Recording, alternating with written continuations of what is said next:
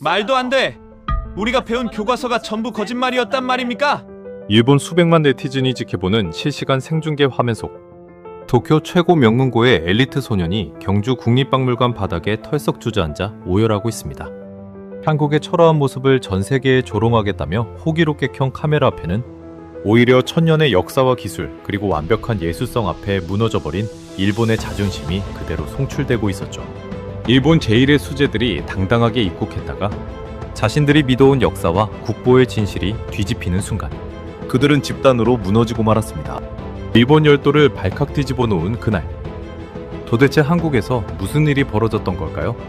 지금 그 충격적인 현장을 확인해 보십시오. 그 전에 잠깐 이야기를 시작하기 전에 구독과 좋아요 눌러주시면 정말 감사하겠습니다. 어디에서 듣고 계신지도 댓글에 남겨주시고 함께 해주세요. 저는 이토 마사시입니다.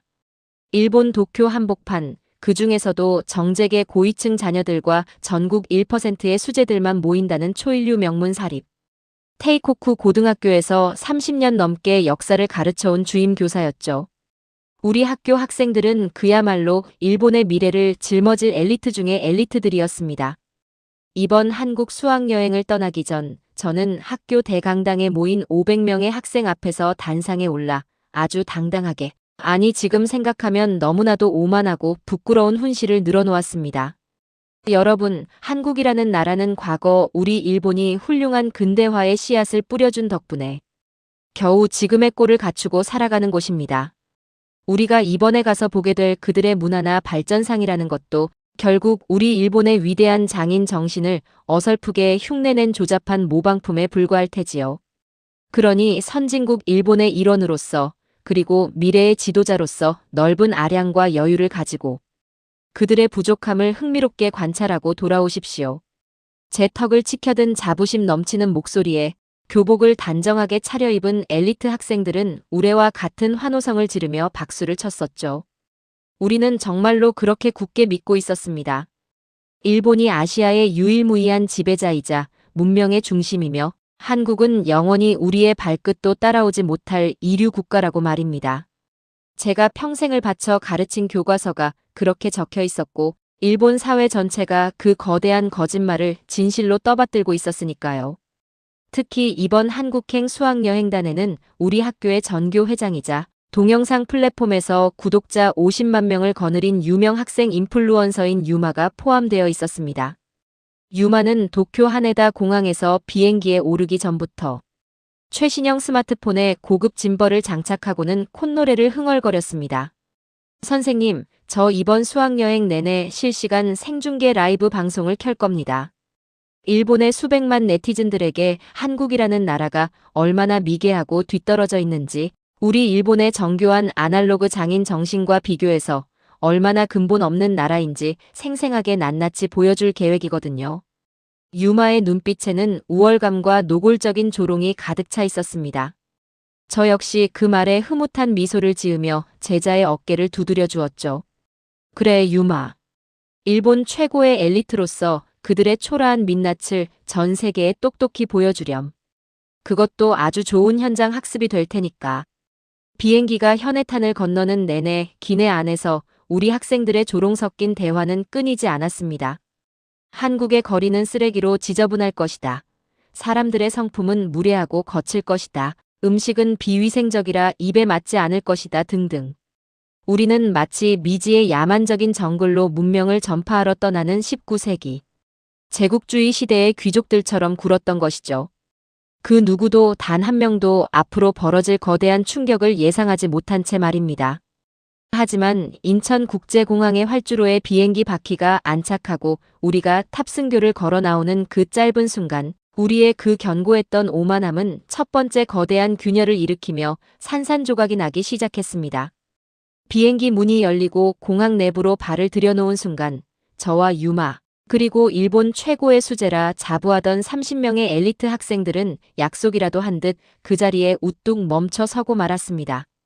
숨이 턱 막힐 정도로 거대하고 먼지 한 톨 없이 빛나는 대리석 바닥 그리고 끝없이 펼쳐진 유려한 곡선의 미래 도시 같은 풍경이 단숨에 우리를 압도해버린 겁니다. 어두침침한 형광등 조명 아래 퀴퀴한 카펫 냄새가 코를 찌르던 일본 나리타 공항이나 하네다. 공항과는 차원이 달라도 너무 달랐습니다. 마치 공상과학 영화 속에 나오는 우주정거장에 불시착한 기분이었죠. 당황한 기색이 역력한 유마가 황급히 생중계 카메라를 켰습니다. 자, 여러분. 드디어 한국에 도착했습니다. 겉보기엔 그럴싸하게 지어놨지만 이제부터 지옥 같은 입국 심사 대기줄을 보여드리죠. 한국인들은 성질만 급하지 일 처리는 엉망진창일 게 뻔하니까요. 일본의 꼼꼼한 행정 처리와 어떻게 다른지 비교해 보시죠. 유마는 애써 목소리를 높이며 카메라 렌즈를 입국장 쪽으로 돌렸습니다. 일본에서는 입국 서류를 종이에 볼펜으로 꾹꾹 눌러 쓰고 무뚝뚝한 심사관 앞에서 지장을 찍으며 최소한 시간, 길게는 2~3시간을 꼬박 서서 기다려야 하는 것이 당연한 상식이었으니까요. 그것이 일본이 자랑하는 꼼꼼함이자 절차라고 우리는 세뇌되어 왔던 겁니다.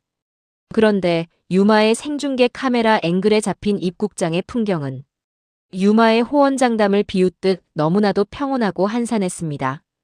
대기줄이 없는 것이 아니라 수많은 세계 각국의 사람들이 멈추지 않고 마치 물이 흐르듯 게이트를 쑥쑥 통과하고 있었기 때문이죠. 이게 대체 무슨 일이죠? 유마가 당황하며 카메라를 들고 게이트 앞으로 다가간 순간 우리는 도저히 믿을 수 없는 광경을 목격했습니다. 수십 대의 최첨단 자동 입국 심사대가 푸른빛을 내뿜으며 도열해 있었고 여권을 스캐너에 살짝 올리고 앞면 인식 렌즈를 바라보자마자 삑하는 경쾌한 소리와 함께 단 5초 만에 투명한 유리 게이트가 스르륵 열리는 것이 아니겠습니까? 입국 도장을 찍는 사람도 서류를 매의 눈으로 훑어보는 사람도 없었습니다. 오직 완벽하게 통제된 첨단 시스템만이 여행객들을 마법처럼 빨아들이고 있었습니다. 종이 서류와 볼펜을 양손에 꽉 쥐고 있던 유마와 우리 학생들은 마치 타임머신을 타고 미래로 뚝 떨어진 원시인들처럼 멍하니 기계 앞을 서성였습니다.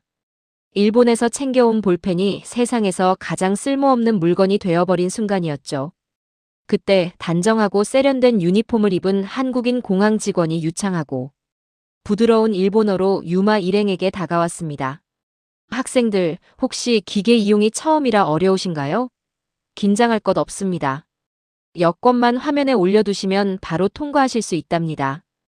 아름다운 대한민국에 오신 것을 환영합니다. 그 친절하고도 품격 있는 한마디에 유마의 얼굴은 순식간에 홍당무처럼 붉게 달아올랐습니다. 유마의 손에 들린 스마트폰의 실시간 생중계 채팅창은 이미 폭발 직전이었죠. 뭐야? 저게 다 자동으로 단 몇 초 만에 된다고? 우리는 공항에서 아직도 종이에 펜으로 글씨 쓰고 도장 찍는데. 유마, 한국이 우리보다 훨씬 기술력이 발전한 거 아니야? 내가 미개하다며. 수백만 명의 일본 네티즌들이 지켜보는 생방송 무대에서 일본의 낡은 아날로그 방식을 장인 정신이라 포장하며 한국을 조롱하려던 엘리트 소년의 야심찬 계획은 입국단 10분 만에 처참한 수치심과 굴욕으로 변해버린 것입니다. 저는 손수건을 꺼내 이마에서 줄줄 흐르는 식은땀을 닦아내야만 했었죠. 하지만 우리의 멘탈을 붕괴시키는 충격은 여기서 끝이 아니었습니다. 화장실에 다녀오겠다며 달려갔던 전교 부회장 렌이 사색이 된 얼굴로 헐레벌떡 뛰어왔습니다. 선생님, 유마, 카메라 빨리 이쪽으로 돌려봐. 여기 화장실이 미쳤어. 이건 일본의 자존심이 짓밟힌 거라고. 렌의 호들갑에 이끌려 들어간 화장실은 우리 일본인들이 전 세계에서 가장 깨끗하다고 자부하던 청결의 개념 자체를 뿌리째 박살내버렸습니다. 화장실 입구에는 각 칸의 사용 여부와 실시간 청소 상태, 심지어 공기질까지 수치로 알려주는 대형 스마트 모니터가 번쩍이고 있었고, 내부로 들어서자 특급 호텔 로비에서나 맡을 법한 고급스러운 디퓨저, 향기와 심신을 안정시키는 은은한 클래식 음악이 우리를 감싸 안았습니다. 사람이 다가가자 센서가 작동해 변기 뚜껑이 마법처럼 부드럽게 열렸고, 좌석은 기분 좋게 따뜻했으며 세면대 거울에는 현재 날씨와 주요 뉴스 자막이 홀로그램처럼 흐르고 있었죠. 바닥은 머리카락 하나, 물기 한 방울 없이 거울처럼 반짝였습니다. 말도 안 돼. 우리 도쿄 한복판에 있는 최고급 백화점 화장실도 이 정도는 아닌데. 이게 어떻게 공공시설의 화장실이란 말입니까?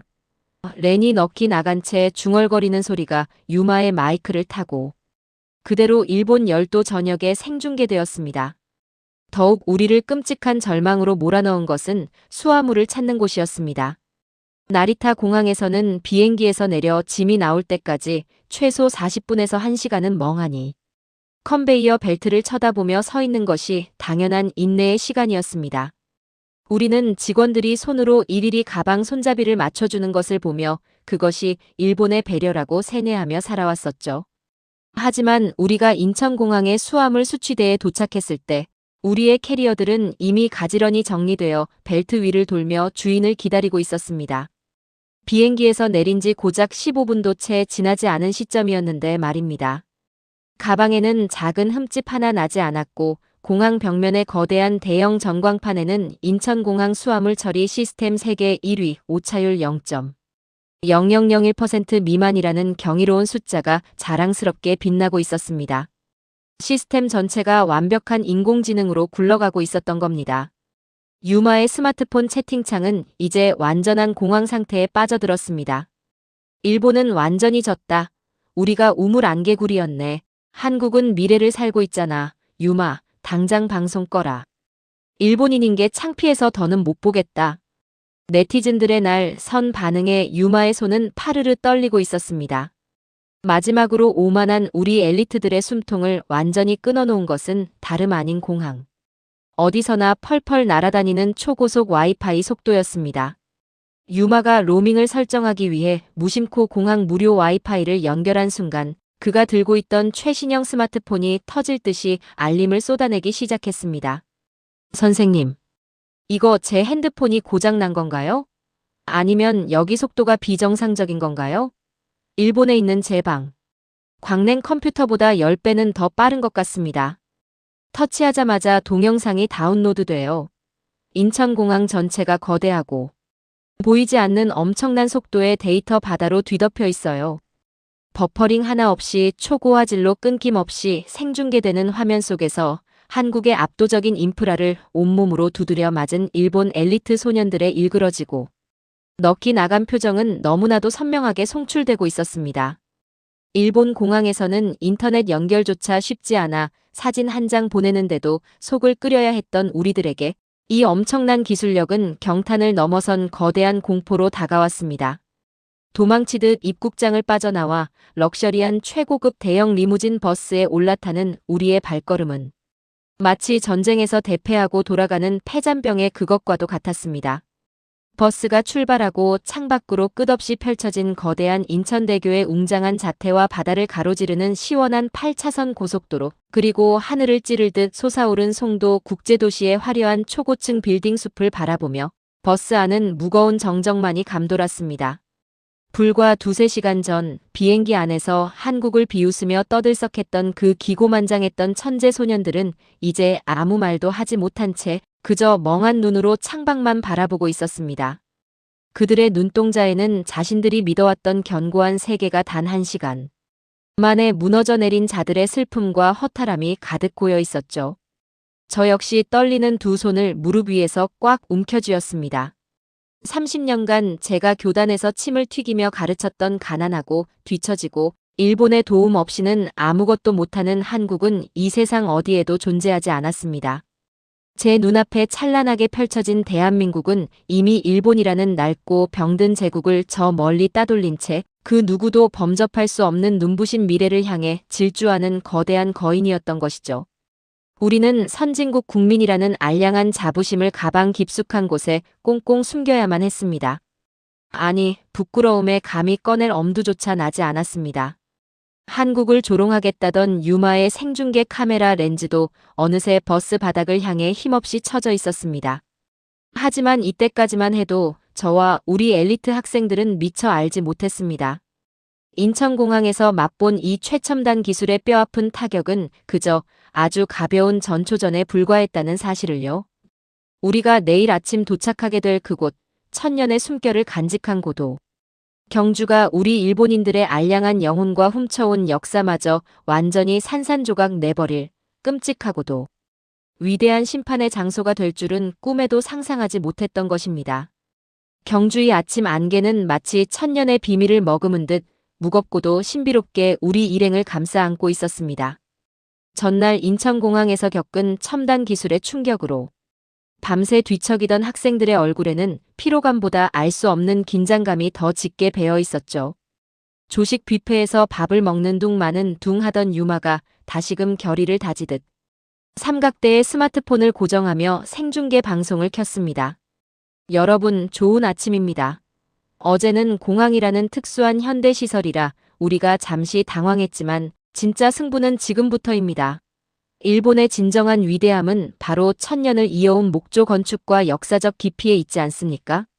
오늘 우리는 한국 불교 미술의 정수라는 불국사에 가볼 텐데 과연 우리 일본의 동대사나 호류사 발끝에라도 미칠 수 있을지 아주 냉정하게 평가해 드리겠습니다. 유마는 애써 목소리에 힘을 주며 전날의 굴욕을 만회하려 안간힘을 쓰고 있었습니다. 저 역시 제자들 앞에서는 짐짓 여유로운 척 뒷짐을 지고 고개를 끄덕였죠.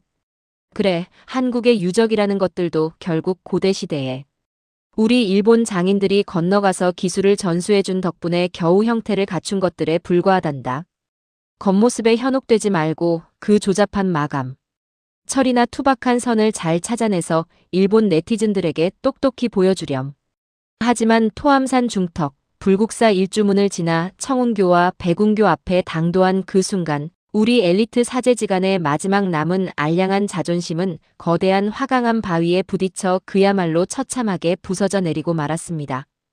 건축학도를 꿈꾸며 일본 전통 건축물이라면 모르는 게 없다던 전교 부회장 렌이 갑자기 돌계단 아래 축대에서 시선을 떼지 못하더니 이내 경악의 비명을 하는 짐승 같은 비명을 지르며 바닥에 털썩 주저앉아 버린 것이죠.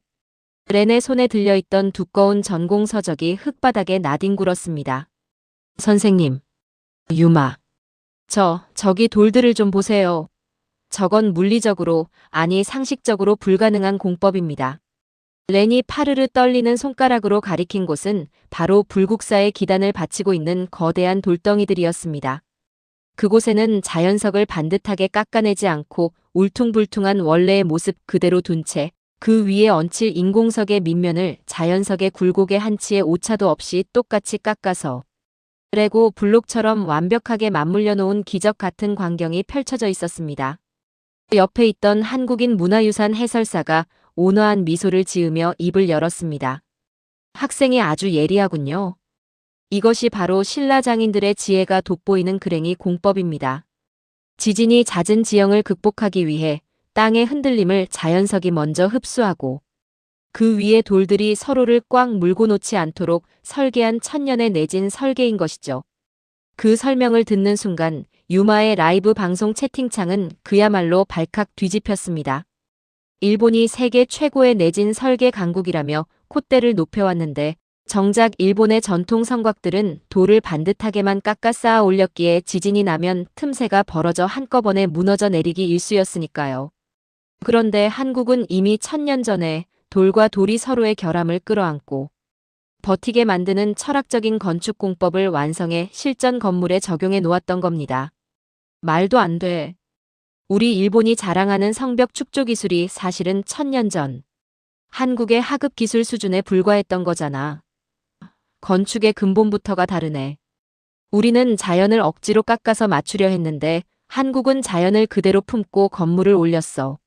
채팅창의 뼈아픈 반응들에 유마는 아무런 반박도 하지 못한 채 입술만 깨물고 있었습니다. 저 역시 다리가 후들거려 몰래 기둥을 짚어야만 했었죠. 우리가 가르친 일본의 절대적 우위가 뿌리부터 흔들리는 소리가 귓가를 때리고 있었습니다. 하지만 진짜 비극, 아니 우리 일본 엘리트들에게 내려진 잔인한 심판은 대웅전 앞마당에 들어섰을 때 터져나왔습니다. 국보 중의 국보, 다보탑과 마주한 순간이었습니다. 이게 정말 단단한 화강암 덩어리로 만든 탑이란 말입니까? 평소 감정 표현이 없던 수학 영재 하루토마저 안경을 치켜 올리며 경악을 금치 못했습니다. 우리 일본인들은 예로부터 나무를 깎고 다듬는 섬세한 목조 기술에만 집착해왔습니다. 돌은 너무 단단하고 다루기 힘들어 일본의 석탑들은 기껏해야 뭉툭하고 투박한 형태를 벗어나지 못했죠. 우리는 그것이 일본 특유의 절제미라고 애써 포장하며 자위해 왔습니다. 그런데 눈앞에 우뚝 솟은 다보탑은 어땠습니까? 세상에서 가장 단단하다는 화강암을 마치 부드러운 찰흙이나 비단실을 다루듯 자유자재로 빚어내고 깎아내어 얇은 돌기둥을 세우고 정교한 난간을 두르며 피어나는 연꽃잎을 조각해 놓았습니다. 돌이라는 차가운 소재에 뜨거운 생명력을 불어넣은 그야말로 신의 손길이 닿은 듯한 압도적인 예술품이었습니다. 레는 넋이 나간 사람처럼 다보탑 주위를 뱅글뱅글 돌며 오열하듯 중얼거렸습니다. 선생님, 나무로 지은 우리 일본의 호류사나 동대사는 불이 나면 잿더미가 되어버리고 수백 년마다 다시 지어야만 합니다. 그런데 이 다보탑은 불에도 타지 않는 돌로 만들어졌으면서도 일본의 어떤 최고급 목조, 건축물보다 훨씬 더 섬세하고 화려합니다. 영원히 썩지 않는 완벽한 예술품이에요. 도대체 일본의 장인 정신은 어디로 간 겁니까? 왜 우리는 이런 위대한 기술을 단 한 번도 배우지 못한 겁니까? 아이들의 당혹감이 걷잡을 수 없는 공포로 번져가던 찰나 해설사의 결정적인 한마디가 우리 심장에 비수를 꽂았습니다. 맞은편에 있는 이 간결한 석가탑의 해체 복원 과정에서 아주 놀라운 유물이 발견되었죠. 바로 무구정광대다라니경입니다. 현존하는 세계에서 가장 오래된 목판 인쇄물입니다. 일본이 자랑하는 백만탑다라니보다 무려 수십 년이나 더 앞선 시대의 것이 완벽한 상태로 보존되어 있었던 겁니다. 그 순간 유마에 들고 있던 스마트폰 짐벌이 툭 하고 땅에 떨어졌습니다. 화면이 거칠게 흔들리며 마당의 흙바닥을 비추었지만 생중계 마이크는 엘리트 소년들의 거친 숨소리와 흐느낌을 여과 없이 담아내고 있었습니다. 일본 역사 교과서에서 굵은 글씨로 밑줄 쫙 그어가며 일본의 백만탑다라니가 아시아 최고이자 세계 최초의 인쇄물이라고 달달 외웠던 수제들이었습니다. 그것이 일본의 우수한 문화적 수준을 증명하는 자부심의 원천이라고 철석같이 믿어왔건만 이곳 경주 마당 한복판에서 그 모든 것이 한낱 가짜 뉴스이자 훔쳐온 영광임이 만천하에 까발려진 것입니다. 속았어. 우리가 속았어. 선생님, 우리가 세계 최고라고 달달 외웠던 것들이 전부 한국의 그림자이자 복제품이었어요. 학생들의 원망 어린 시선이 일제히 저를 향해 쏟아졌습니다. 생중계 채팅창은 이미 통제 불능 상태였습니다. 문부과학성은 대답해라. 왜 우리에게 거짓말을 가르친 거냐? 진짜 문명국은 일본이 아니라 한국이었다. 부끄러워서 쥐구멍에라도 숨고 싶다. 유마, 너네 학교 최고 엘리트라며? 내 눈으로 본 진실을 똑바로 말해봐. 네티즌들의 분노 섞인 댓글들이 폭포수처럼 쏟아져 내렸습니다. 저는 쥐구멍이라도 찾고 싶은 심정이었습니다. 30년 동안 교단에서 일본 우월주의를 부르짖으며 한국을 미개한 나라로 깎아내렸던 제 자신의 알량한 지식과 오만함이 이 천년 고찰의 묵직한 돌탑 앞에서 발가벗겨진 채 난도질 당하는 기분이었습니다. 화려한 금박과 붉은 칠로 거칠에만 번지르르하게 꾸미는데 급급했던 일본의 사찰들과 달리 신라의 불국사는 돌과 나무의 본질을 꿰뚫고 자연의 순리를 따르는 깊은 철학으로 천년의 세월을 묵묵히 견뎌내고 있었던 것이죠. 우리는 불국사를 내려오며 그 누구도 입을 떼지 못했습니다. 기고만장하게 산문을 오르며 한국을 조롱하겠다던 그 기세는 온데간데 없고 마치 거대한 스승 앞에 회초리를 맞고 선 죄인들처럼 푹 숙인 고개만 땅을 향해 있었습니다. 유마는 방송을 끄지도 못한 채 멍한 눈으로 카메라 렌즈만 만지작거렸고 학생들은 자신들의 수첩에 적어온 한국 비하 리스트를 찢어버리느라 여념이 없었습니다. 가짜와 진짜를 가려내는 날카로운 엘리트들의 시선 앞에서 제가 평생을 바쳐 준비해온 일본 우월론 원고는 이제 휴지 조각이나 다름없게 되었습니다. 유마가 붉게 충혈된 눈으로 제 곁으로 다가와 덜덜 떨리는 목소리로 물었습니다. 선생님, 오후에 갈 석굴암과 박물관에서는 또 어떤 끔찍한 진실이 우리를 기다리고 있을까요? 저는 이제 제가 배운 일본 역사 전체가 너무나도 두렵습니다. 저는 대답 대신 무겁게 한숨을 내쉬며 토암산에 짙은 녹음만 바라보았습니다. 이제 막 껍데기가 벗겨지기 시작했을 뿐인데 우리 일본 엘리트 팀의 영혼은 이미 한국이라는 거대한 품격과 찬란한 역사 앞에 완전히 무릎을 꿇고 항복 선언을 하고 있었습니다. 하지만 그것조차 곧 다가올 진짜 심판에 비하면 그저 약과에 불과했다는 사실을 우리는 곧 박물관의 차가운 진열장 앞에서 온몸으로 깨닫게 될 운명이었습니다. 불국사에서 이미 처참하게 부서져 버린 우리 일행을 태운 버스는 무거운 침묵만을 가득 실은 채 굽이굽이 토암산 정상 부근을 향해 힘겹게 올라가고 있었습니다. 버스 창밖으로 흐르는 짙은 산안개는 마치 천년의 비밀을 겹겹이 감추고 있는 신라의 장막처럼 느껴졌었죠. 학생들은 누구 하나 입을 여는 사람이 없었습니다. 그저 각자의 스마트폰이나 수첩을 내려다보며 방금 전 불국사에서 마주했던 그 충격적인 글행이 공법과 완벽한 석조, 예술의 잔상에서 헤어나오지 못하고 있었던 겁니다. 유마의 짐벌에 고정된 스마트폰 카메라도 주인의 흔들리는 멘탈을 증명하듯 미세하게 떨리고 있었습니다.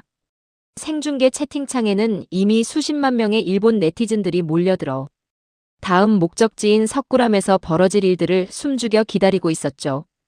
유마, 채팅창 반응이 심상치 않아. 다들 일본 문부 과학성을 욕하고 난리가 났어. 옆자리에 앉은 렌이 기어들어가는 목소리로 속삭였습니다. 유마는 마른 침을 꿀꺽 삼키며 렌즈를 향해 억지로 미소를 지어 보였습니다. 여러분. 아까 불국사에서는 석재를 다루는 기술이 조금 신기했을 뿐입니다. 하지만 진정한 불교 예술의 정수, 그 섬세한 비율과 성스러운 분위기는 역시 우리 일본의 불상들이 세계 최고 아니겠습니까? 이제 곧 보게 될 석굴암이 과연 우리 일본의 국보들을 뛰어넘을 수 있을지 제 두 눈으로 아주 매섭게 확인해 보겠습니다. 유마의 그 말은 시청자들을 향한 선언이라기보다는 끝없이 추락하고 있는 자기 자신과 우리 일본 엘리트들의 알량한 자존심을 향해 던지는 필사적인 동아줄과도 같았습니다. 저 역시 속으로 수백 번을 되뇌었습니다. 그래, 건축 기술은 한국이 앞섰을지 몰라도 섬세한 예술적 영혼만큼은 우리 일본이 아시아의 최고봉이다. 석굴암 따위가 우리의 미학을 이길 수는 없을 것이다라고 말이죠. 하지만 토암산의 맑은 공기를 가르며 석굴암 입구에 당도하고 마침내 굽은 길을 돌아 거대한 유리막 너머로 온화하게 자리한 본존불의 자태와 마주한 그 찰나의 순간 우리 일행은 마치 벼락이라도 맞은 듯 그 자리에 굳어버리고 말았습니다. 그것은 단순한 조각상이나 문화재가 아니었습니다. 그것은 천년의 시간을 훌쩍 뛰어넘어 오만하고 어리석은 우리 일본인들의 영혼을 단숨에 꿰뚫어보는 거대하고도 신성한 우주의 축소판이었던 것이죠. 유마의 카메라 렌즈가 본존불의 압도적인 위용을 담아내는 순간 채팅창의 스크롤은 아예 멈춰버렸습니다. 수십만 명의 사람들이 동시에 숨을 죽인 듯한 엄청난 정적이 방송을 타고 흘렀습니다. 그때였습니다.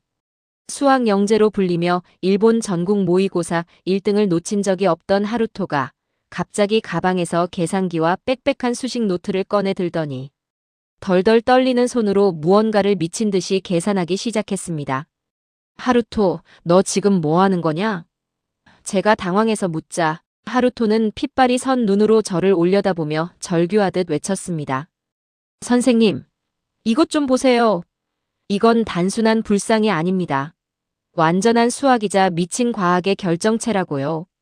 본존불의 얼굴, 가슴, 어깨, 무릎의 비율이 정확히 1대 2대 3대 4의 비율을 이루고 있습니다. 이건 인간이 가장 안정감을 느낀다는 균형의 수치입니다. 게다가 천장의 둥근 도명 구조를 지탱하는 저 수많은 돌들의 각도를 보세요. 원주율과 사인, 코사인 같은 삼각함수의 원리가 소수점 4자리까지 완벽하게 맞아떨어지고 있습니다. 1000년 전에 컴퓨터는커녕 제대로 된 측량 기구조차 없던 시대에 어떻게 저런 완벽한 기하학적 돔을 화강암으로 짜맞출 수 있단 말입니까? 하루토의 입술은 이미 파랗게 질려 있었습니다. 그 아이의 외침은 유마의 마이크를 타고 일본 열도 전역에 생중계되고 있었죠. 옆에 있던 해설사가 쐐기를 박듯 부드러운 목소리로 설명을 덧붙였습니다. 학생이 수학에 아주 조예가 깊군요. 석굴암의 진짜 기적은 눈에 보이지 않는 곳에 숨어 있답니다. 산속에 굴을 파서 돌을 쌓았기에 습기가 찰 수밖에 없는데 신라의 장인들은 바닥 밑으로 차가운 샘물이 흐르게 하여 내부의 습기를 아래로 끌어당기는 천연 에어컨 시스템을 구축해 놓았습니다. 1900년대 초반 일본인들이 이 원리를 이해하지 못하고 석굴암을 보수한다며 콘크리트를 들이붓는 바람에 벽의 결로 현상이 생기고 훼손되는 비극이 발생했었죠. 자연과 과학이 결합된 신라의 완벽한 설계를 후대의 얄팍한 현대 기술이 망쳐버린 셈입니다. 그 설명은 저와 우리 학생들의 심장을 거대한 쇠망치로 내리치는 것과 같았습니다. 일본인들이 보수했다는 사실이 오히려 이 위대한 유산을 망쳤다는 그 참담한 진실 앞에 저는 눈앞이 아득해지는 현기증을 느꼈습니다. 하루토는 들고 있던 계산기를 바닥에 툭 떨어뜨리더니 본존부를 향해 털썩 무릎을 꿇어버렸습니다. 우리가 일본에서 배운 현대 건축공학은 다 쓰레기였습니다. 1000년 전에 이미 완벽한 우주를 돌로 구현해낸 사람들이 있었는데 우리는 대체 무엇을 자랑스러워하며 살아왔던 걸까요? 하루토의 두 뺨 위로 굵은 눈물이 뚝뚝 떨어져 화강한 바닥을 적셨습니다. 유마의 채팅창은 폭발했습니다. 일본이 석굴암을 망쳤다고? 우리가 이웃나라의 위대한 문화재에 콘크리트를 부어버린 야만인들이었단 말인가? 선생님들, 대답해 보십시오. 왜 학교에서는 이런 역사를 절대 가르쳐주지 않은 겁니까? 네티즌들의 분노와 경악이 뒤섞인 아우성이 빗발쳤지만 저는 한마디도 변명할 수 없었습니다. 아니, 이미 제 마음속에서 평생을 쌓아 올렸던 일본. 우월주의라는 견고한 성벽은 흔적도 없이 무너져 내려 거대한 폐허가 되어버렸기 때문입니다. 우리는 석굴암을 빠져나오며 마치 혼이 나간 유령들처럼 터덜터덜 걸었습니다. 아이들의 눈동자는 초점을 잃었고 유마는 스마트폰을 쥔 손을 덜덜 떨며 아무런 멘트도 하지 못하고 있었죠. 하지만 진짜 비극, 일본 엘리트들의 영혼을 완전히 잿더미로 만들어버릴 최후의 사형. 선고는 국립경주박물관에서 우리를 기다리고 있었습니다. 오후 일정으로 박물관에 들어설 때만 해도 제 마음. 한 구석에는 아주 얄팍하고 간절한 마지막 희망 하나가 남아 있었습니다. 바로 일본 교토광룡사에 모셔진 일본 국보 1호 목조미륵보살 반가사유상에 대한 자부심이었죠. 그래, 신라의 돌 다루는 솜씨가 뛰어나다 한들 전 세계가 극찬하는 우리 일본 국보 1호의 그 부드럽고 신비로운 미소만큼은 절대로 따라오지 못할 것이다. 그것만큼은 완벽한 일본의 오리지널이니까. 저는 속으로 그렇게 절규하듯 외치며 전시실로 향했습니다. 그런데 신라 미술관의 중심에 들어선 순간 저는 제 두 눈을 의심하며 그 자리에 얼어붙고 말았습니다. 심장이 쿵 하고 바닥으로 곤두박질 치는 기분이었죠. 말도 안 돼. 저 모습은 분명히. 제 입술이 파르르 떨렸습니다. 전시실 한가운데 은은한 조명을 받으며 홀로 전시된 눈부신 황금빛 불상. 그것은 우리 일본이 전 세계에 대고 일본 문화의 정수이자 최고의 아름다움이라며 그렇게 자랑에 마지 않던 국보. 1호의 모습과 머리부터 발끝까지 소름 끼치도록 똑같은 자태를 하고 있었습니다. 오른쪽 다리를 왼쪽 무릎에 얹고 뺨에 살짝 손가락을 댄 채 깊은 사유에 잠긴 그 오묘한 미소까지 완벽하게 일치했던 것이죠. 학생들도 경악에 찬 비명을 질렀습니다. 렌이 유마의 카메라 렌즈를 불상 쪽으로 거칠게 돌리며 소리쳤습니다. 유마, 빨리 저걸 비춰봐. 저거 우리나라 국보 1호랑 완전히 똑같잖아. 어떻게 된 거야? 한국박물관이 우리 일본 국보를 훔쳐다가 베껴서 전시해 놓은 거 아니야? 렌의 목소리는 분노와 당혹감으로 갈라져 있었습니다. 생중계 채팅창도 한국이 또 일본 것을 베꼈다. 저런 뻔뻔한 나라가 다 있나? 라며 순식간에 분노로 들끓어오르기 시작했었죠. 저는 떨리는 다리를 이끌고 진열장 앞으로 다가갔습니다. 하지만 가까이서 살펴본 그 불상은 결코 조잡한 복제품이 아니었습니다. 나무를 깎아 만든 일본의 국보와 달리 한국의 반가사유상은 뜨거운 쇳물을 부어 만든 금동 재질이었습니다.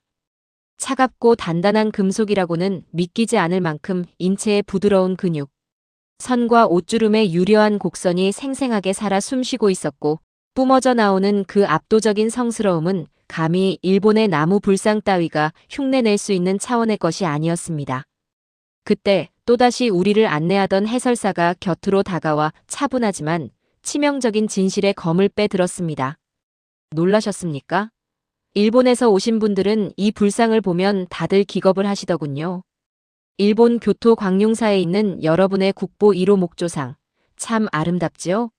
하지만 그 나무의 재질이 무엇인지 아십니까? 바로 한국의 경상도 지방에서만 자라는 적송이랍니다. 일본 열도에서는 자라지 않는 나무죠. 즉, 여러분의 국보 1호는 천년 전 신라 혹은 백제에서 한국의 나무와 한국 장인의 솜씨로 똑같이 만들어져 일본으로 넘어간 수출품이자 나무로 만든 모방품에 불과합니다. 오리지널 원본은 바로 여러분 눈앞에 있는 이 금동 미륵보살 반가사유상인 것이죠. 그 한마디가 전시실에 울려 퍼지는 순간 거대한 정적이 우리를 덮쳤습니다. 유마의 방송을 지켜보던 수십만 명의 일본 네티즌들도 찬물을 끼얹은 듯 침묵에 빠졌습니다. 우리의 국보 1호가, 일본 문화의 뿌리가 사실은 한국에서 건너온 모방품이었다고. 전교 부회장 렌이 넋이 나간 듯 허공을 바라보며 중얼거렸습니다. 그 아이의 눈동자는 이미 초점을 잃고 미친 듯이 흔들리고 있었습니다. 선생님, 우리는 그동안 도대체 무엇을 믿고 살아온 겁니까? 한국의 원본을 가져다가 색칠만 조금 바꿔놓고서는 그것이 일본 고유의 위대한 창조물이라고 전 세계를 상대로 사기를 쳐왔던 건가요? 우리는 문명국이 아니라 남의 문화를 훔쳐서 자기 것인 양 포장해온 비열한 도둑들이었습니까? 렌의 절규가 박물관 안을 쩌렁쩌렁 울렸습니다. 그 말이 도화선이 되어 일본 최고 명문고의 엘리트 소년들이 하나둘씩 바닥에 무릎을 꿇기 시작했습니다. 하루토도 유마도 그리고 뒤에 서 있던 30명의 학생들 모두가 금동 미륵보살 반가사유상 앞에서 짐승처럼 울부짖으며 오열하기 시작한 겁니다. 일본은 도둑이었습니다. 가짜였습니다. 진짜 역사는, 진짜 문명은 여기 한국에 찬란하게 살아 숨쉬고 있었네요. 유마가 생중계 카메라를 켜둔 채 바닥에 엎드려 통곡했습니다. 방송 채팅창은 이제 분노가 아닌 깊은 탄식과 자괴감으로 뒤덮이고 있었습니다. 문부과학성은 대국민 사과를 해라. 우리는 우물 안개구리조차 되지 못했다. 남의 것을 훔쳐 입은 허수아비였다. 일본 열도 전체가 실시간으로 거대한 멘탈 붕괴에 빠져드는 순간이었습니다. 저 역시 더 이상 서 있을 힘조차 없었습니다.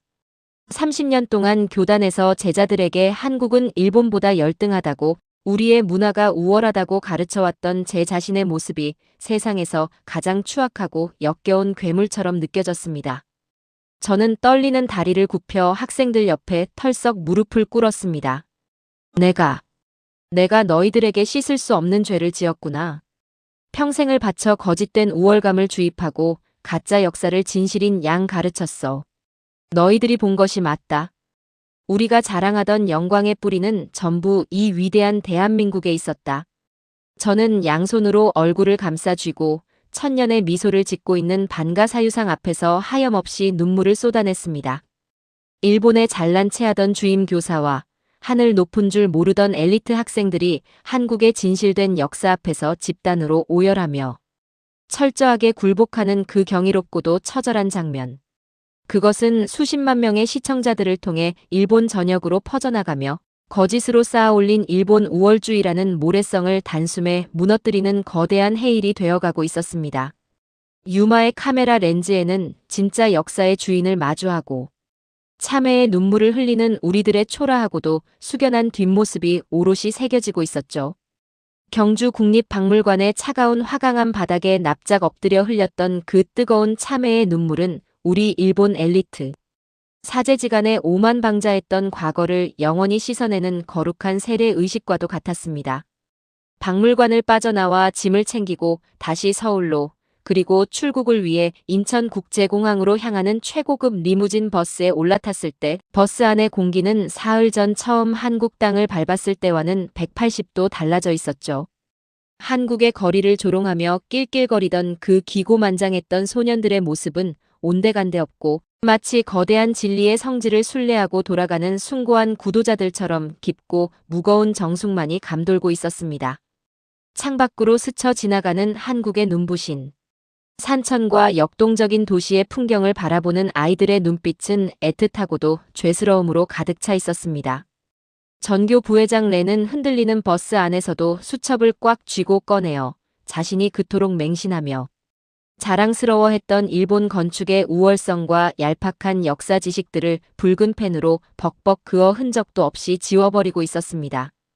그리고는 그 빈자리에 불국사의 지진을 견디는 그랭이 공법, 석굴암의 완벽한 수학적 비율과 천연 에어컨 시스템, 그리고 우리 일본 국보 1호의 진짜 주인이자 원본이었던 금동미륵 보살반 가사유상의 이름을 한자 한자 눈물방울을 떨어뜨리며 꾹꾹 눌러쓰고 있었죠. 아이들은 이제 뼈저리게 알게 된 겁니다.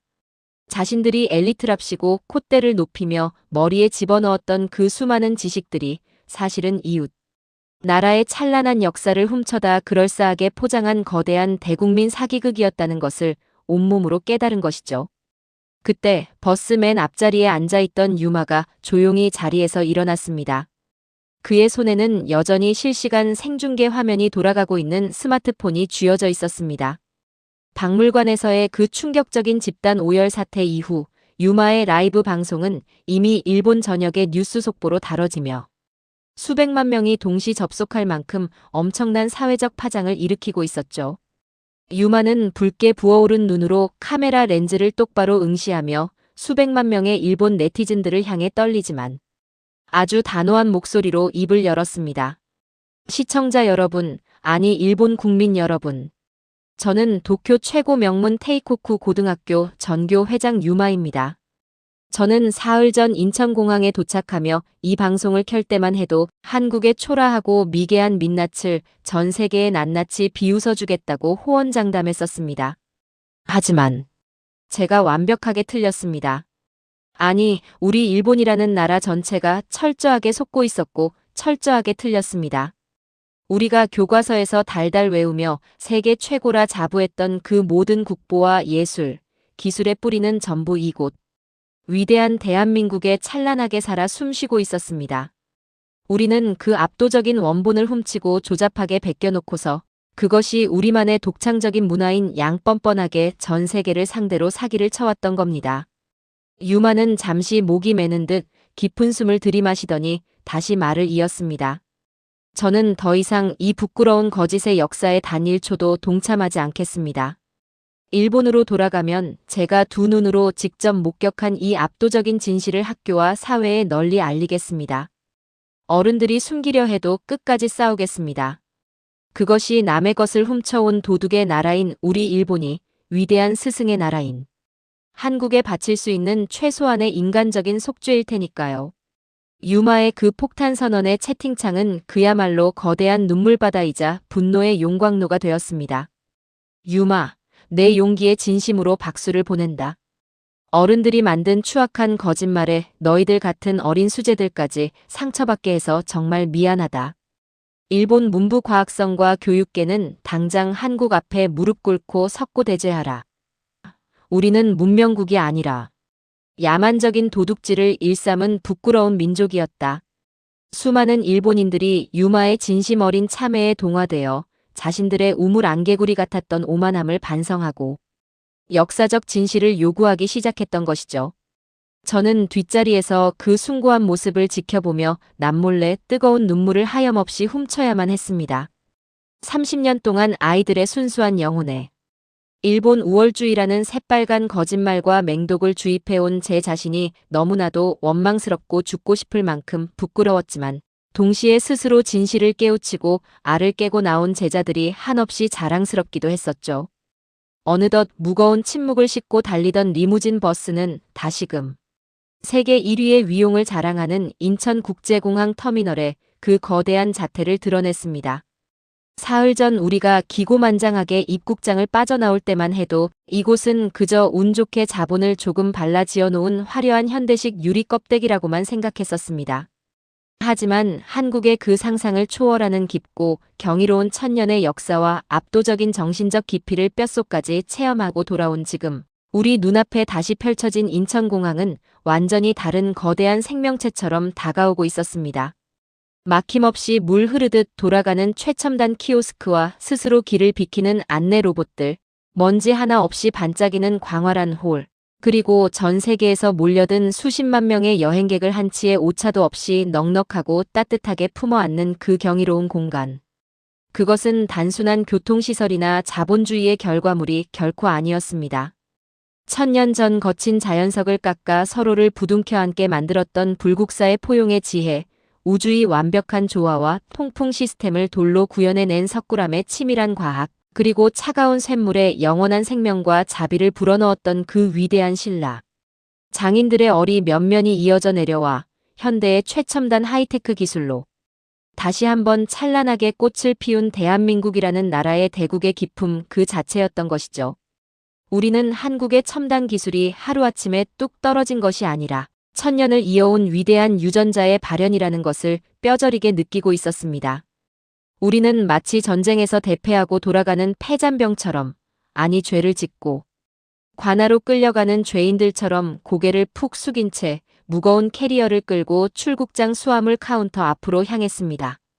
로봇과 인공지능이 완벽하게 통제하는 그 빠르고 정확한 수속 과정 속에서도 카운터를 지키는 한국인 항공사. 직원들의 얼굴에는 기계적인 딱딱함은 전혀 없었습니다. 대신 사람을 향한 따뜻한 배려와 넉넉한 미소가 가득 배어 있었죠. 가식적인 미소로 손님을 대하는 일본의 낡은 매뉴얼식. 친절과는 차원이 다른 가슴 깊은 곳에서 우러나오는 진짜 여유로움이었습니다. 우리가 체크인 카운터 앞에 나란히 섰을 때 도저히 예상치 못한 너무나도 극적이고 가슴 먹먹한 일이 벌어졌습니다. 제 바로 앞에서 수화물을 붙이려던 수학 영재 하루토가 갑자기 자신의 비싼 캐리어를 바닥에 팽개치더니 유니폼을 단정하게 입은 한국인 여직원 앞에서 털썩하고 무릎을 꿇어버린 것입니다. 그것도 모자라 일본에서 가장 깊은 사죄와 굴복의 의미를 담은 방식인 도계자, 즉 양손을 바닥에 짚고 이마가 대리석 바닥에 닿을 정도로 납작 엎드려 절을 하기 시작하는 게 아니겠습니까? 죄송합니다. 정말로 죄송합니다. 하루토의 앳되지만 처절한 목소리가 넓은 출국장 홀에 쩌렁쩌렁 울려 퍼졌습니다. 우리 일본이 당신들의 그 소중하고 찬란한 문화를 무참히 훔쳐갔습니다. 그것도 모자라 역사교과서를 조작하고 거짓을 가르치며 감히 위대한 대한민국을 미개하다고 비웃고 조롱했습니다. 저는 일본의 최고 엘리트라는 알량하고 쓰레기 같은 자부심으로 이곳에 와서도 어떻게든 당신들의 결함을 찾으려 눈에 불을 켰던 아주 비열하고 오만한 놈입니다. 진실을 모두 알고 나니 이 부끄러움과 찢어질 듯한 죄책감에 도저히 그냥 고개를 들고 일본으로 도망칠 수가 없습니다. 부디 제발 저희의 이 추악하고 더러운 과거를 용서해 주십시오. 하루토의 짐승 같은 오열에 카운터 주변을 바쁘게 오가던 수많은 외국인 관광객들과 한국 시민들이 일제히 걸음을 멈추고 우리를 바라보았습니다. 다른 학생들도 하루토의 뒤에 서서 마치 약속이나 한 듯 일제히 고개를 푹 숙인 채 어깨를 들썩이며 눈물을 쏟아내기 시작했습니다. 공항 한복판을 완전히 발칵 뒤집어 놓은 일본 명문고 엘리트 학생들의 집단 사죄 현장. 저는 눈앞이 하얗게 번지며 다리에 힘이 풀려 저 역시 지독한 부끄러움에 아이들 곁에 한쪽 무릎을 꿇고 고개를 숙이고 말았습니다. 갑작스러운 돌발 상황에 크게 당황하여 화를 내거나 보안 요원을 부를 법도 한데 카운터 너머의 한국인 직원은 매뉴얼을 찾으며 우왕좌왕하지 않았습니다. 대신 그녀는 카운터 밖으로 재빨리 걸어나와 대리석 바닥에 엎드린 하루토의 어깨를 두 손으로 부드럽게 감싸 쥐고 다정하게 일으켜 세워주었습니다. 학생, 바닥이 많이 찹니다. 어서 일어나세요. 직원의 얼굴에는 화를 내거나 우리를 경멸하는 기색은 단 1%도 찾아볼 수 없었습니다. 오직 거짓된 역사에 상처받고 붕괴된 어린 소년의 영혼을 달래주려는 봄볕같이 따뜻하고 한없이 자비로운 미소만이 가득했었죠. 마치 경주박물관 전시실에서 보았던 그 위대한 금동미륵 보살반 가사유상의 온화한 미소가 그녀의 얼굴 위로 완벽하게 겹쳐지는 듯 했습니다. 이제 그만 울어도 됩니다. 과거의 어리석은 어른들이 저지른 끔찍한 잘못을 이제 겨우 교복을 입은 어린 학생이 전부 짊어지고 아파할 필요는 없습니다. 이곳 대한민국에 와서 진짜 진실을 마주하고 그것을 회피하지 않고 인정하며 무릎 꿇고 사과할 수 있는 그 용기. 그 용기야말로 당신이 앞으로 진정으로 위대하게 성장할 수 있다는 확실한 증거 아닐까요? 우리 대한민국은 언제나 진실을 향해 나아가는 용기 있는 분들을 두 팔 벌려 따뜻하게 환영합니다. 너무 자책하지 말고 조심히 돌아가서 진실을 말하는 훌륭한 어른이 되어주세요. 그 한국인 직원의 따뜻하고도 품격 있는 한마디. 그것은 그 어떤 날카로운 비수나 꾸짖음보다도 더 깊고 묵직하게 우리 일본 엘리트 팀의 심장을 여지없이 박살내버렸습니다. 일본 같았으면 당장 매뉴얼에 없는 미친 행동이라며 진상을 부린다며 경찰을 부르고 차갑게 쫓아냈을 텐데 한국인들은 자신들을 그토록 깎아내리고 비하하며 쳐들어왔던 오만한 정복자들조차도 이토록 너그러운 태평양 같은 도량으로 감싸 안아주었던 것입니다. 저는 그 숭고하고 거룩한 장면을 보며 가슴 깊은 곳에서 터져나오는 통곡을 도저히 참을 수가 없었습니다. 아, 바로 이것이구나. 이것이 바로 수많은 외세의 잔혹한 침략 속에서도 굳건히 나라를 지켜내고 폐허 속에서 일어나 전 세계 문화와 하이테크 기술을 선도하며 가장 높은 자리에 우뚝 선 진짜 선진국의 압도적인 국격이구나. 1000년 전부터 우매한 우리 일본 열도에 아낌없이 문명과 기술을 전해주었던 그 대승적인 민족의 여유와 뼛속 깊은 자비심이 저 공항 직원의 따스한 손길 속에 단절없이 그대로 살아 숨쉬고 있었던 겁니다. 우리 일행은 눈물범벅이 된 얼굴로 그 직원과 한국이라는 위대한 나라를 향해 허리가 끊어질 듯 깊이 아주 깊이 고개 숙여 마지막 인사를 올렸습니다. 감사합니다. 저희에게 진짜 진실을 마주하게 해주시고 저희의 못난 부족함마저 감싸 안아주셔서 정말 고맙습니다. 대한민국은 저희가 감히 범접할 수 없는 정말로 위대하고 품격 있는 나라입니다. 출국장 게이트를 통과해 탑승구로 향하는 길, 공항 벽면 전체를 화려하게 수놓은 초대형 스크린에서는 한복의 유려한 선과 한국 전통의 눈부신 아름다움을 알리는 환상적인 미디어 아트가 폭포수처럼 흘러나오고 있었습니다. 불과 사흘 전 입국할 때만 해도 촌스럽다며 눈길조차 주지 않았던 그 영상 앞에서 아이들은 일제히 걸음을 멈추고 마치 신성한 의식을 치르듯 가슴에 손을 얹고 경건한 눈빛으로 마지막 존경을 표했습니다.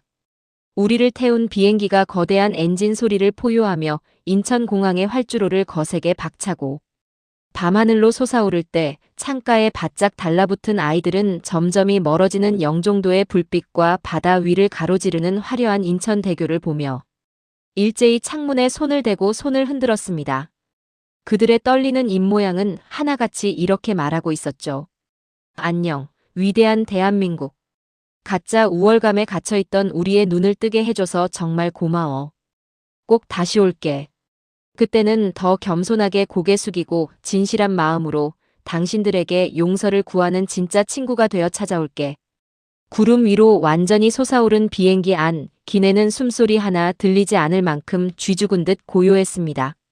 하지만 그 고요함은 패배의 절망이 아니라 새로운 세상을 향한 거대한 희망의 태동이었습니다. 일본 최고의 수재라 불리는 우리 30명의 소년들은 약속이라도 한 듯 일제히 가방에서 한국의 역사책자와 박물관에서 챙긴 안내문을 다시 꺼내 펼쳐들고는 밑줄을 그어가며 진짜 진실을 맹렬하게 공부하기 시작했습니다. 그들의 눈동자는 이제 오만과 편견의 더러운 얼룩을 완전히 씻어내고 일본 정부의 거짓과 맞서 싸워 이기겠다는 강렬하고도 뜨거운 결기로 수정처럼 맑게 빛나고 있었습니다. 이 비행기는 이제 단순한 도쿄 명문고의 수학여행단이 탔던 비행기가 아니었습니다. 철저하게 왜곡되고 조작된 일본의 썩어빠진 역사를 뿌리째 뽑아내고 위대한 대한민국의 찬란한 진실을 일본 열도 전역의 들불처럼 퍼뜨릴 무서운 진실의 사절단이 되어 어둠을 뚫고 도쿄를 향해 날아가고 있었던 것입니다. 30년간 가짜를 진짜라고 가르쳐온 이토 마사시라는 비겁한 교사의 인생은 오늘 밤으로 완전히 끝이 났습니다. 저는 이제 일본에 돌아가면 학교 교단에 서서 아니 거리에 나가서라도 제가 두 눈으로 똑똑히 목격한 진짜 역사, 한국이라는 나라의 압도적인 위대함을 제 목숨이 다하는 그날까지 아이들에게 가르치고 외칠 참입니다. 창밖으로 쏟아지는 찬란하고 은은한 달빛이 마치 경주 석굴암 본존불의 그 자비로운 미소처럼 우리를 굽어 살피며 따뜻하게 감싸 안아주는 듯 했습니다. 한국인들의 그 뜨거운 심장과 눈부신 기적이 영원토록 이 세상을 밝게 비추기를 두 손 모아 간절히 기도하며 저는 가슴 벅찬 눈물을 머금은 채 조용히 두 눈을 감았습니다. 오늘 준비한 사연 어떻게 들으셨습니까? 일본 도쿄 한복판에서 최고 엘리트라 불리며 콧대를 높이던 명문고. 사제지간이 오만한 정복자의 마음으로 한국 땅을 밟았다가 결국 처절한 참회의 눈물을 흘리며 진실의 순례자가 되어 돌아간 가슴 벅찬 이야기였습니다. 그들은 한국을 얕잡아 보며 수십만 명 앞에서 실시간 생중계까지 켰지만 세계 1위의 멈춤 없는 인천국제공항 시스템 앞에 자신들의 낡은 아날로그 방식이 얼마나 초라한지 뼈저리게 깨달아야만 했습니다. 어디 그뿐입니까?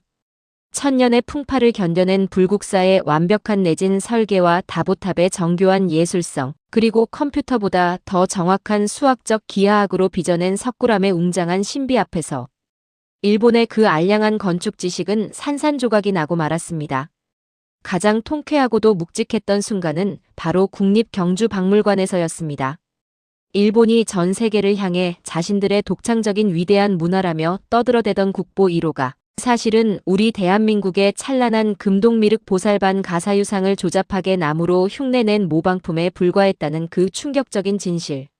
그 거대한 팩트 폭격 앞에서 거짓된 역사를 달달 외우며 자부심을 가졌던 일본의 천재. 소년들과 교사는 짐승처럼 오열하며 무릎을 꿇을 수밖에 없었던 것이죠. 나아가 폐잔병처럼 고개를 숙인 그들을 향해 꾸짖음 대신 넉넉한 미소와 격려로 품어 안아준 한국 항공사. 직원의 태평양 같은 도량은 진짜 선진국의 대국의 품격이 무엇인지 전 세계에 똑똑히 증명해 주었습니다. 선생님, 이토록 찬란하고 위대한 대한민국의 국격은 결코 하루아침에 운으로 만들어진 것이 아닙니다. 수천 년 전 단단한 화강암을 비단처럼 주물러 우주의 섭리를 담아내고 뜨거운 쇳물에 영원한 자비의 숨결을 불어넣었던 우리 선조들의 그 위대한 지혜와 얼이 우리 피 속에 면면이 이어져 온 덕분입니다. 그리고 무엇보다 가장 어둡고 캄캄했던 일제강점기의 핍박과 6.25 전쟁이라는 참혹한 잿빛. 폐허 속에서도 결코 주저앉지 않으신 분들이 계십니다. 오직 자식들을 굶기지 않겠다는 일념 하나로, 나라를 다시 일으켜 세우겠다는 뜨거운 애국심 하나로 피와 땀을 흘리고 깎이는 뼈의 고통을 묵묵히 감내하신 분들. 바로 지금 이 방송을 듣고 계신 우리 어르신들의 숭고한 헌신이 있었기에 오늘날의 이 눈부신 세계 1위의 대한민국이 기적처럼 탄생할 수 있었습니다. 거친 손과 구분 등으로 이 거대한 역사의 수레바퀴를 밀어 올려주신 어르신들의 그 거룩한 땀방울과 희생에 다시 한번 깊이 고개 숙여 무한한 감사의 인사를 올립니다. 여러분의 그 뜨거운 사랑과 피땀 어린 노력이 있었기에 오늘날 전 세계가 우러러보고 심지어 우리를 미개하다 얕보던 일본의 최고 엘리트들마저 참회의 눈물을 흘리며 진심 어린 존경을 표하는 자랑스러운 조국이 완성된 것입니다. 오늘 들려드린 통쾌하고도 가슴 뭉클한 이 사연이 어르신들의 마음에 깊은 울림과 뜨거운 자부심을 안겨드렸다면 저희 채널의 따뜻한 응원의 손길을 부탁드립니다. 여러분이 눌러주시는 구독과 좋아요는 잊혀가는 이 땅의 진실을 밝히고 더 널리 세상을 향해 대한민국의 위대함을 알리는 가장 든든하고 강력한 힘이 됩니다. 또한 어르신들께서 험난한 세월을 살아오시며 겪으신 생생한 경험과 값진 삶의 지혜를 댓글로 아낌없이 나누어 주신다면 그것은 이 시대를 살아가는 후대들에게 더없이 귀한 나침반이자 교훈이 될 것입니다. 오늘 하루도 굽은 어깨로 삶의 무게를 견디시느라 그리고 가족을 위해 헌신하시느라 정말 고생 많으셨습니다. 세상이 아무리 무섭게 변하고 최첨단 기술이 발전한다 해도 그 모든 눈부신 기적의 밑바탕에는 바로 여러분의 눈물겨운 청춘이 가장 단단한 주춧돌로 자리하고 있습니다. 어르신들이 계시기에 대한민국의 미래는 여전히 그리고 앞으로도 영원히 밝고 찬란하게 빛날 것입니다. 오늘도 편안하고 따뜻한 밤 보내시길 바라며 저는 다음 이 시간에 더욱 가슴 벅차고 감동적인 진실의 이야기, 우리의 심장을 뛰게 할 통쾌한 사연으로 다시 찾아뵙겠습니다. 언제나 건강 유의하십시오. 당신은 그리고 여러분이 걸어오신 그 숭고한 삶의 발자취는 우리 대한민국의 가장 빛나는 자랑입니다. 안녕히 계십시오.